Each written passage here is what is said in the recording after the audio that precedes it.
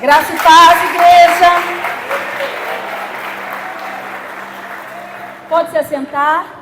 É um prazer estar aqui com vocês. Quero agradecer a confiança do pastor Derlan, a pastora Patrícia, a Tamires, que entrou em contato comigo, também ao pastor Anderson, que está conosco toda quinta-feira lá no culto Vida em Cristo, às 15 horas, na Igreja Evangélica Vida, e ao meu esposo, o pastor Cláudio Miro, que está me acompanhando nesta noite. Eu sou Simone Caetano, ali da Igreja Evangélica Vida, agora em Valparaíso, né? Antes era em Laranjeiras, agora está ali em Valparaíso. E estou aqui para servir. Eu venho com a bênção do meu pastor, o pastor Falteci, e me sinto honrada pelo privilégio que temos de servir ao Senhor e compartilhar aquilo que o Senhor já tem colocado no nosso coração, tem ministrado a nós, podemos transbordar um pouquinho, amém? E hoje o tema é a boa parte. Então vamos ler o texto que está lá em Lucas capítulo 10, verso 38 ao 42. Evangelho de Lucas capítulo 10, do verso 38 ao 42.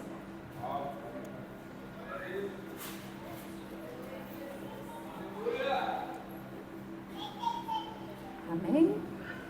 Diz assim o texto bíblico: caminhando Jesus com os seus discípulos, chegaram a um povoado onde certa mulher chamada Marta o recebeu em sua casa. Maria, sua irmã, ficou sentada aos pés do Senhor, ouvindo a sua palavra. Marta, porém, estava ocupada com muito serviço. E aproximando-se dele, perguntou: Senhor, não te importas que minha irmã tenha me deixado sozinha com o serviço? Dize-lhe que me ajude. Respondeu o Senhor: Marta, Marta, você está preocupada e inquieta com muitas coisas. Todavia, apenas uma é necessária. Maria escolheu a boa parte e esta não lhe será tirada. Amém? Aleluia. Espírito Santo de Deus, tens liberdade neste lugar. Torna a nossa mente cativa agora, Senhor. Torna o nosso coração como uma terra arada, preparada para receber a boa semente que será lançada, a saber, a Tua palavra. E que ela possa germinar e dar frutos, Senhor, que glorifiquem o Teu nome. Amém? Amém, amados? Quero parabenizar as mulheres também, todas lindas aí, uniformizadas. Parabéns! Aleluia! Também pelo tema, né? A boa parte. No mundo que nós estamos vivendo, cheia de compromissos que temos, cheia de atividades que temos, a boa parte é algo que precisa ser tratado como prioridade. Nós vamos falar um pouquinho sobre isso. Nessa passagem nós vemos que Jesus se dirige à casa de uma família em Betânia, pertinho de Jerusalém.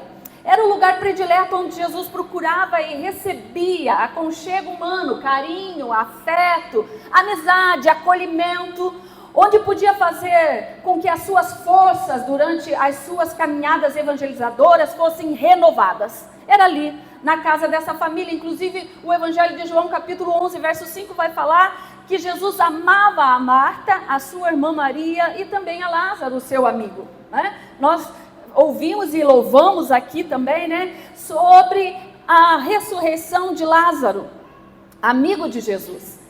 E Jesus então considerava muito, estimava muito essa família mencionada no texto. Ele tinha relacionamento com eles. Repita comigo: relacionamento.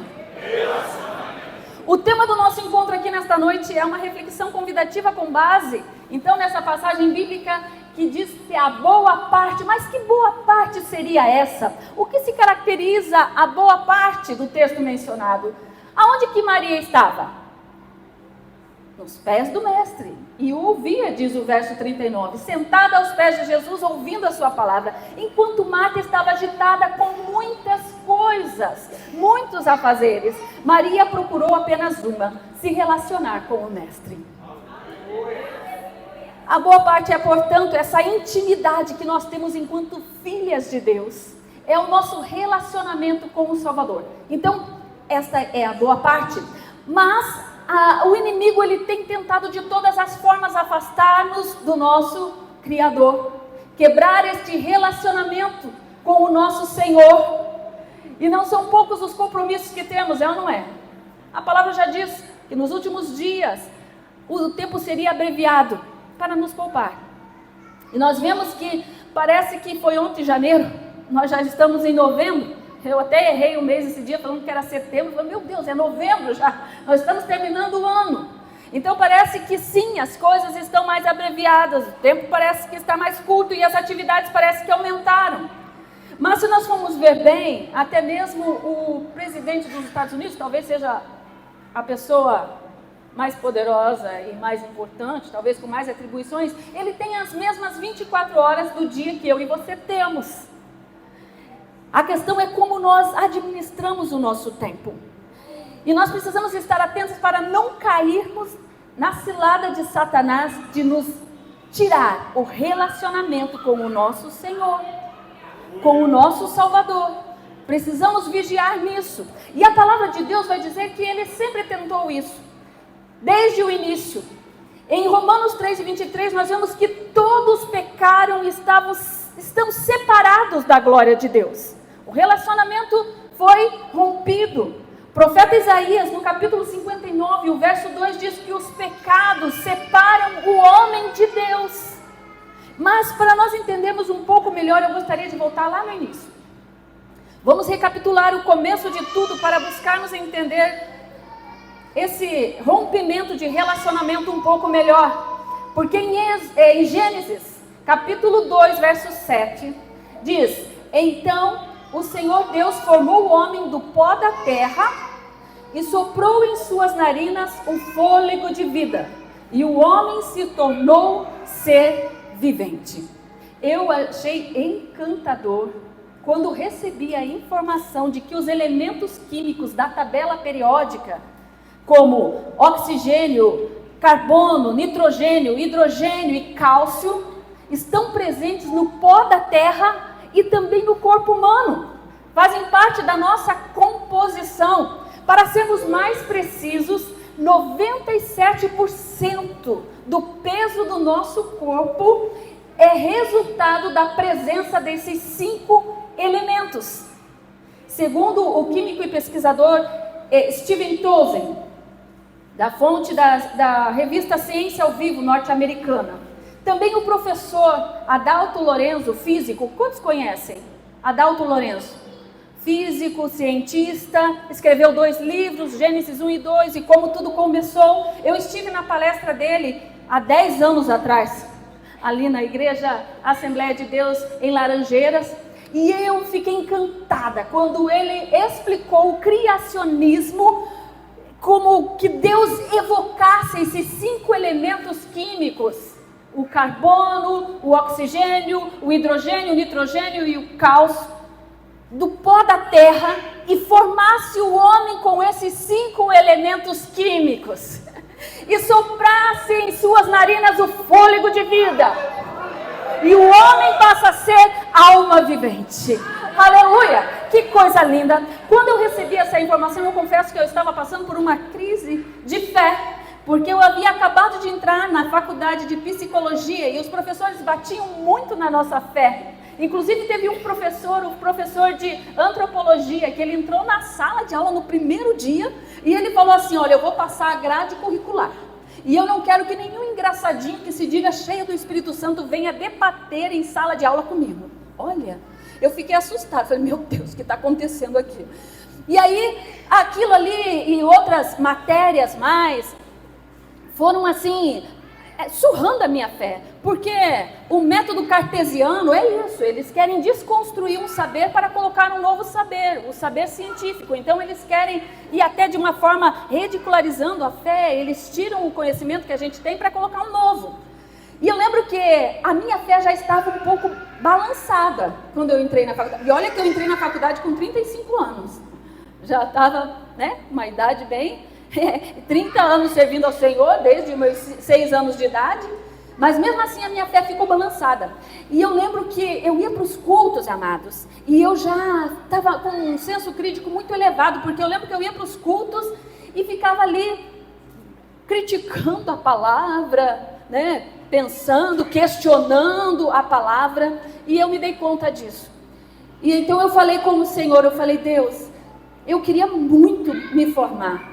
Foi o meu sonho, a vida toda, fazer psicologia. Mas, Senhor, se for para eu perder a coisa mais preciosa que eu tenho, que é a minha salvação, a minha fé em Ti, eu abro mão da minha faculdade, da minha formação. E eu lembro que num culto de Santa Ceia nós fomos, e o presbítero Paulo Torres, ele estava assim, cheio do Espírito Santo e falando em línguas no momento de compartilhar a ceia, e ele falou assim: eu renovo a tua fé em tempos de crise. Eu estava sentada no banco, eu senti que aquela palavra veio como uma flecha no meu coração.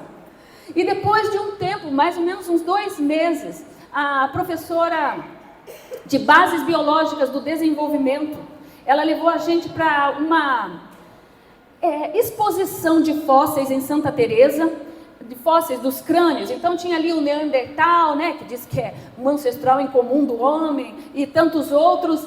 E aí tinham 2 fósseis faltando, sendo que eram réplicas. Eu fui e perguntei para ela: por que não tem as réplicas desses 2 fósseis aqui? Só tem a data, o nome, e não tem a réplica. E ela falou assim: não, é porque nunca foram encontrados. Eu falei: o quê? Se for para eu acreditar numa coisa que é uma hipótese, nunca foi encontrada, eu prefiro acreditar na palavra de Deus, naquilo que eu sinto a presença do Senhor. E depois ainda o Adalto Lourenço foi na nossa igreja, então explicou o criacionismo e coisas fantásticas da Bíblia, à luz da ciência, e aquilo renovou a minha fé. No momento que ele ministrava, o Espírito Santo falava ao meu coração: eu estou te renovando como eu te prometi. Aleluia. Então, se de alguma forma Satanás está investindo na sua mente, querendo colocar ceticismo, incredulidade, talvez você é jovem, está pensando em entrar numa universidade, cuidado com Satanás, que vem sutilmente querendo te separar do relacionamento com o Criador. Mas quando Deus cria o homem e coloca ele ali no jardim do Éden, nós vamos ver que ele tinha liberdade, né? A humanidade passou a existir e Deus deu liberdade para o homem. Falou: começa aí a colocar nome nas coisas. E Deus dá essa variedade de árvores frutíferas para o homem. E no verso 16 e 17 de Gênesis 2, Deus diz: só não coma da árvore do conhecimento que está no meio do jardim. De todas as outras você pode comer livremente, mas a que está no meio do jardim, dessa você não comerá. Apenas dessa. E essa árvore dava água na boca de Adão e de Eva. Por que será, né, amados? Por que será que o proibido parece que nos atrai mais? É falar: não faça, aí é que acende uma luzinha piscando, um pisca-pisca, um chamariz, né? Nós somos assim, obstinados. A palavra de Deus vai dizer: o povo de Israel era obstinado, nós não somos muito diferentes deles. Às vezes até mesmo tentando justificar os nossos erros, dizendo: não somos nós que somos obstinados, não sou eu que peco, é porque a régua é alta demais, as exigências são altas demais. E aí nós fazemos igualzinho Adão e Eva, desobedecendo ao Criador. Pecamos na desobediência. E é interessante que havia um espírito de insatisfação no homem, né? Ele tinha tudo o que precisava ali naquele jardim. Pensa, o jardim do Éden era o paraíso de Deus. Ele tinha tudo o que precisava. Mas logo aquilo que era proibido é que ele foi tentado pela serpente. E nós devemos estar atentos, pois há um espírito de descontentamento também que permeia a humanidade. Deus nos tem dado tudo o que nós precisamos para viver. Você está aqui tão bonita, tão bonito. Por quê? É o cuidado do Senhor. Você comeu hoje, você está uniformizado, você vestiu, você tomou um banho. E você está aqui, servindo ao Senhor. Tem tudo o que precisa, mas esse espírito de descontentamento, às vezes, quer nos focar exatamente naquilo que nós não temos. Somos tentados exatamente naquilo que nós não temos. Precisamos estar vigilantes para não cairmos na tentação de Satanás, porque ele não poupou e tentou até mesmo o Cristo no deserto. Vocês lembram disso? Ele tentou Jesus naquilo que lhe faltava. Não tem pão, transforma essa pedra em pão. Então cuidado com a tentação. Às vezes a gente quer muito que o Deus habite em nossa casa, habite em nossas vidas, habite em nossos relacionamentos. Só que a palavra de Deus vai dizer em Salmos 22:3, Deus habita no meio dos louvores, não no meio da reclamação. Então, se você quer que Deus habite na sua casa, louve a Ele, adore a Ele. Foi cantado isso aqui nesta noite. Nós adoramos servindo, nós adoramos limpando a nossa casa, nós adoramos trabalhando, nós adoramos com tudo o que fazemos. Colossenses 3 vai dizer isso. Tudo o que fizerem, façam como para o Senhor e não para os homens. Deus habita no meio dos louvores do seu povo. Aleluia! 1 Pedro, capítulo 5, verso 8 também diz, sejam sóbrios, vigiem, porque o diabo, vosso inimigo, ele está andando ao vosso redor como um leão, bramando e rugindo, procurando a quem possa tragar. Então, cuidado, vigie, o inimigo quer te afastar do seu Criador. E nós vemos então que Deus cria a mulher depois que o homem catalogou os seres vivos. Isso diz lá no verso 19 de Gênesis 2. Segundo o pastor Cláudio Duarte, foi depois, porque se criasse a mulher antes, o homem não teria mais como catalogar nada. Talvez seja por isso que os cientistas estão por aí pesquisando até hoje, né? Catalogando as coisas até hoje. Brincadeira. Nós não somos assim, né, amadas? A gente não faz isso, está repreendido. Mas eles estavam ali no jardim nus e tinham uma inocência, uma pureza. Deus os visitava ao entardecer, na viração do dia, e eles nutriam uma conversa com o Criador, eles nutriam um relacionamento com o Criador, e esta é a boa parte, o relacionamento com o Senhor que nós temos. Mas, no capítulo 3, entra em ação Satanás. E através da serpente, que cheia de astúcia, começa a questionar Eva, a colocar dúvidas sobre a ordem do Altíssimo, sobre o comando do Senhor para estabelecer a harmonia naquele lugar. E olha que interessante, a serpente, Satanás, ele não cria uma coisa completamente aleatória, uma história completamente aleatória, diferente do que o Senhor tinha falado para Adão. Não, é até parecido, inclusive parece até igual. Vamos comparar Gênesis 2:16 com Gênesis 3, de 1 a 5. Então Gênesis 2:16 diz assim, e ordenou o Senhor Deus ao homem, dizendo, de toda a árvore do jardim comerás livremente, mas da árvore do conhecimento do bem e do mal, dela não comerás, porque no dia em que dela comeres, certamente morrerás. Agora vamos ver o que a serpente usou para convencer a Eva. Gênesis 3, de 1 a 5 diz, ora, a serpente era mais astuta que todas as animárias do campo que o Senhor Deus tinha feito. E esta disse à serpente, é assim que Deus disse, não comereis de toda a árvore do jardim?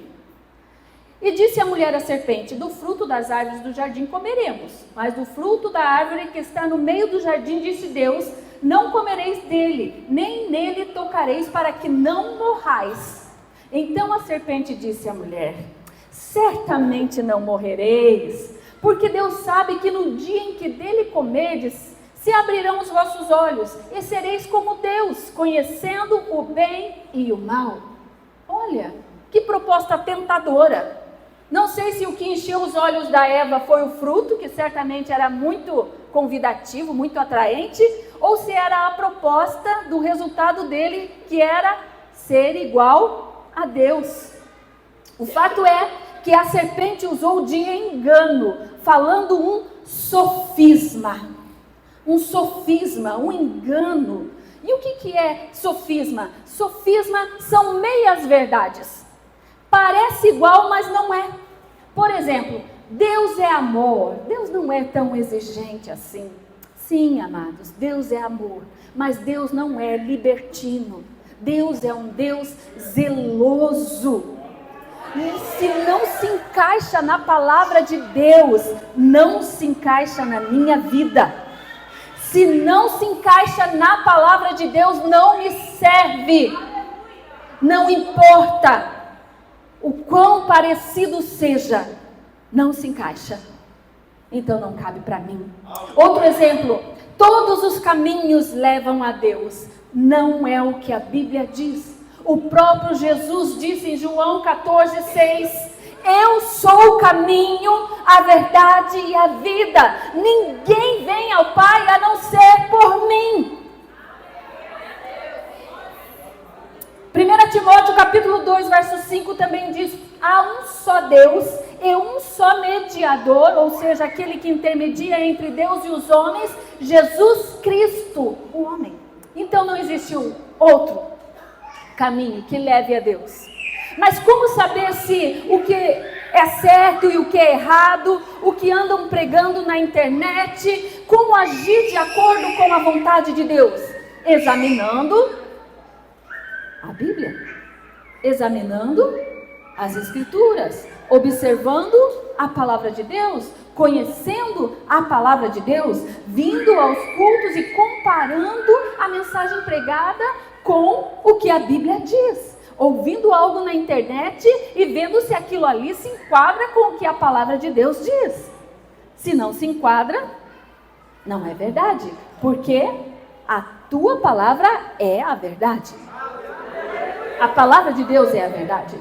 Então, cuidado com o engano, com o sofisma de Satanás. Porque a serpente anda por aí dizendo, não tem nada a ver não, boba. Não tem nada a ver não, bobo. Coma, é só um pecadinho, é só um pouquinho.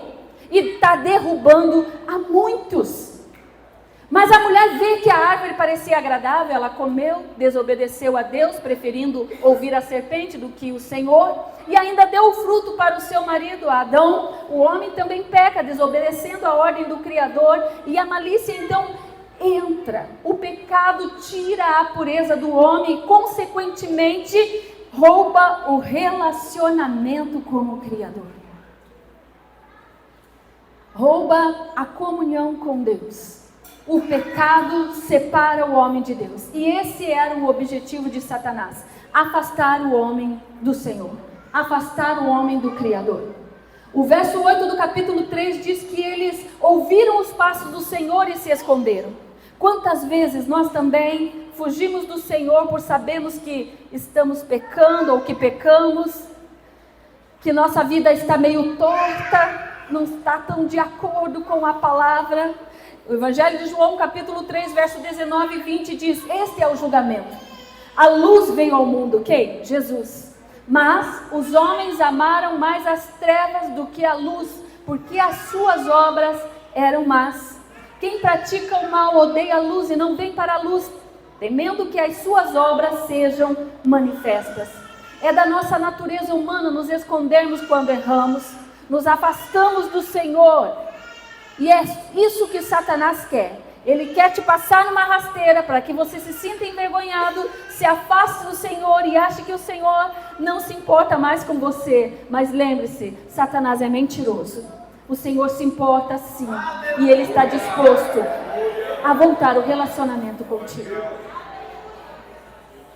Então, quando Adão peca, há uma consequência para o seu pecado. Sim, o pecado traz consequências. E Adão e Eva foram expulsos do jardim, aquele paraíso em que viviam. Em Romanos 5,12 diz, pelo que por um homem entrou o pecado no mundo, e pelo pecado a morte. Assim também a morte passou a todos os homens, por isso que todos pecaram. Salmos 49,7 diz, ninguém pode salvar a si mesmo, nem pagar a Deus o preço da sua vida. 1 João capítulo 1, verso 10, se afirmarmos que não temos cometido pecado, fazemos de Deus um mentiroso e a sua palavra não está em nós. mas um verso 9, um verso 1 anterior a esse, um verso antes. Em 1 João capítulo 1, verso 9 diz: se confessarmos os nossos pecados, Ele é fiel e justo para perdoar os nossos pecados e nos purificar de toda injustiça. Aleluia, aleluia. Romanos 6:23 diz: porque o salário do pecado é a morte, vírgula, mas o dom gratuito de Deus é a vida eterna em Cristo Jesus, o nosso Salvador. Aleluia. Aleluia! Esse é o plano perfeito de Deus, Cristo Jesus, o Salvador do mundo, e esta é a boa parte, nos relacionarmos com Ele. Aleluia! Durante toda a história, Satanás tenta separar o homem de Deus, separar o homem do seu Criador, e em todo tempo Deus trabalha para restabelecer o relacionamento com a humanidade. Para Abraão, Deus promete: em ti serão benditas todas as famílias da terra. Eu vou alcançar a todos. Eu vou alcançar a igreja poder do Evangelho. Eu vou alcançar este bairro. Eu vou alcançar a serra. Em ti serão benditas todas as famílias da terra. A Davi, ele diz: de ti, da tua descendência sairá um, que o reino não terá fim. Jesus Cristo, o qual nós já entronizamos, dizendo: Ele é o Rei dos Reis e o Senhor dos Senhores. Isaías profetizou sobre o Messias. Capítulo 53, do verso 3 ao verso 5 diz: era desprezado e o mais rejeitado entre os homens, homem de dores, e experimentado nos trabalhos, e comum, de quem os homens escondiam o rosto, era desprezado e não fizemos dele causa alguma. Verdadeiramente, Ele tomou sobre si as nossas enfermidades e as nossas dores levou sobre si, e nós o reputávamos como aflito, ferido de Deus e oprimido. Mas Ele foi ferido por causa das nossas transgressões e moído por causa das nossas iniquidades. O castigo que nos traz a paz estava sobre Ele, e pelas suas pisaduras fomos sarados. Jesus, o plano perfeito de Deus. Nos evangelhos nós vemos então a consumação deste plano de Deus para restaurar a comunhão, o relacionamento do homem com o seu Criador. Está escrito que Jesus nasceu humilde, simples, como a respeito dele foi profetizado em todo o Antigo Testamento, de Gênesis a Malaquias. Jesus, o Filho de Deus, perfeito, puro, santo, andando nesta terra, anunciando o reino de Deus, deixou a sua glória no céu e empoeirou os seus pés aqui nesta terra. Com que propósito? Por que ele fez isso? João 3,17 diz: porque Deus enviou o seu Filho ao mundo, não para que julgasse o mundo, mas para que o mundo fosse salvo por ele. Aleluia! Jesus cumpre o seu ministério aqui na terra, sendo batizado aos 30 anos pelo seu primo, o profeta João Batista. Jesus só fez o bem, mas ele foi negado por Pedro, traído por Judas, condenado pelos judeus, o seu povo escolhido, e condenado à morte, e a sentença foi morte de cruz. Ah, se a humanidade entendesse a grandeza do ato da cruz naquele momento, ela teria olhado para Jesus ali pendurado e diria: Senhor Jesus, não desça. Continue, vá até o fim, tu és a nossa única esperança. Mas não foi bem assim que aconteceu. Vocês lembram? Cuspiram, zombaram, bateram, mataram o autor da vida. E Jesus brada ali na cruz: Tetelestai, está feito, está consumado. Quando Jesus dá este brado ali na cruz, o véu do templo se rasga de alto a baixo, significando que o relacionamento que o pecado roubou lá no Éden, agora foi restabelecido pela morte de Jesus na cruz. Está consumado. Tetelestai, está feito, está feito.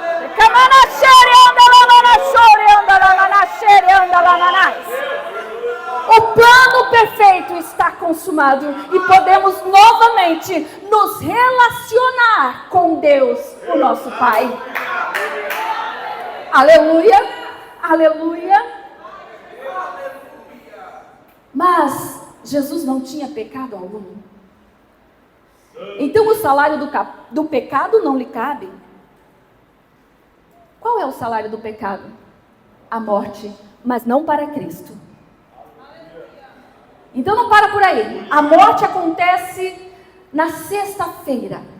Mas no raiar do terceiro dia, domingo em seu alvorecer, Maria Madalena, antes pecadora e agora salva, regenerada, com outras mulheres vão até o sepulcro, encontram a pedra do sepulcro removida, o anjo assentado sobre ela, que lhes dizem: por que estão procurando entre os mortos aquele que vive? Vão e digam para os seus discípulos que ele ressuscitou. Ele ressuscitou. Jesus está vivo para sempre. Aleluia, aleluia, aleluia, aleluia. Apocalipse 1:18 diz: eu sou aquele que vive, disse Jesus. Estive morto, mas agora estou vivo para todo sempre. E tenho nas minhas mãos a chave do inferno e da morte. Estava morto, mas apenas por 3 dias. Ele ressuscitou e foi visto por seus discípulos, inclusive Tomé, que tocou nas suas chagas, nas suas feridas. Cristo vive para sempre. Aleluia! E eu estive lá. O sepulcro está vazio. Ele não está lá. Jesus ressuscitou. Então nós não precisamos ter medo da morte. Jesus a venceu. Não precisamos ter medo. E preste atenção que coisa linda. Romanos capítulo 8, verso 11 diz: e se o Espírito daquele que ressuscitou Jesus dentre os mortos habita em vocês, aquele que ressuscitou a Cristo dentre os mortos também dará vida aos seus corpos mortais por meio do seu Espírito que habita em vocês. Aleluia! Jesus Cristo vive para sempre e nós também viveremos com Ele. O plano perfeito de Deus. João 3,16 diz: porque Deus amou o mundo de tal maneira que deu o seu único Filho, para que todo aquele que nele crê não pereça, mas tenha a vida eterna.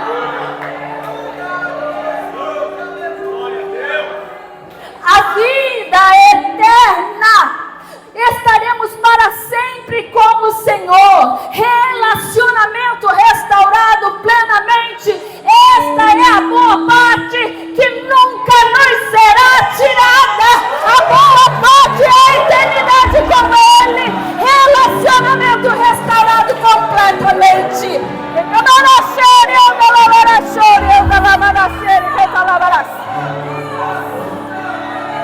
Vamos nos colocar em pé, amados. Já estou encerrando.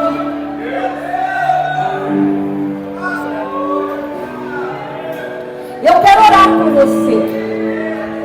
Aliás, nós vamos orar por você. Porque quero convidar os pastores para imporem as mãos sobre as pessoas. Pode ser. As mulheres, o Ministério de Mulheres vão estar sendo usadas por Deus como instrumento para impetrar em você, ativar em você a sede pelo relacionamento com o teu Deus. Se você sente que Satanás tem investido na sua mente, querendo te distanciar do seu Criador, colocando muitas atividades no seu dia, ao ponto de findar o dia e você pensar: eu não tive tempo de falar com o Senhor, eu não tive tempo de orar, eu não tive tempo de ler a Bíblia. Vem aqui na frente. Eu creio que você será ativado nesta noite e sairá daqui sedento por Deus. Eu creio no renovo de Deus para esta noite. Eu creio que nós sairemos daqui pulsando pela eternidade, pulsando pelo relacionamento com o Criador. Veja, O verso 42 diz que Maria escolheu a boa parte e esta não lhe será tirada. Por gentileza, você poderia colocar no telão Apocalipse capítulo 21? Essa não lhe será tirada. Maria escolheu se relacionar com o Salvador. Estava aos pés do Mestre. E nada vai saciar mais a nossa alma do que nos relacionarmos com o Senhor. Porque é para isso que nós fomos gerados. Foi para isso que nós fomos criados. Foi isso que aconteceu ali no Éden. O Criador descia ao alvorecer do dia. E ali eles conversavam, eles nutriam um relacionamento. Mas vem Satanás e tira este relacionamento através do pecado. Mas há um plano perfeito, Jesus Cristo. E Ele está vivo para todo sempre. Olha o que diz Apocalipse 21. E vi um novo céu e uma nova terra. Porque já o primeiro céu e a primeira terra passaram e o mar já não existem. Verso 2. E eu, João, vi a cidade santa, a nova Jerusalém, que desce de Deus, descia do céu, preparada como uma esposa adornada para o seu marido. E eu vi uma grande voz do céu que dizia: eis aqui o tabernáculo de Deus com os homens, pois Ele habitará com eles, e eles serão o seu povo, e o mesmo Deus estará com eles, e será o seu Deus. Relacionamento plenamente restaurado e restabelecido. É para isso que nós fomos gerados. Essa terra aqui é só de passagem. Esta vida aqui é passageira. Nós somos peregrinos em terra estranha. A nova Jerusalém descerá do céu.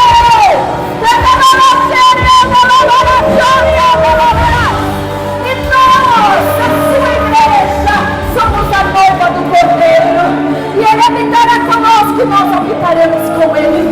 Então não deixe que o ativismo te separe do relacionamento com o Criador. Vem aqui na frente, eu quero orar por você.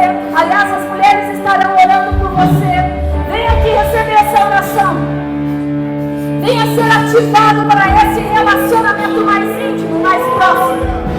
Eu quero convidar você que talvez ainda não tenha esse relacionamento com Deus.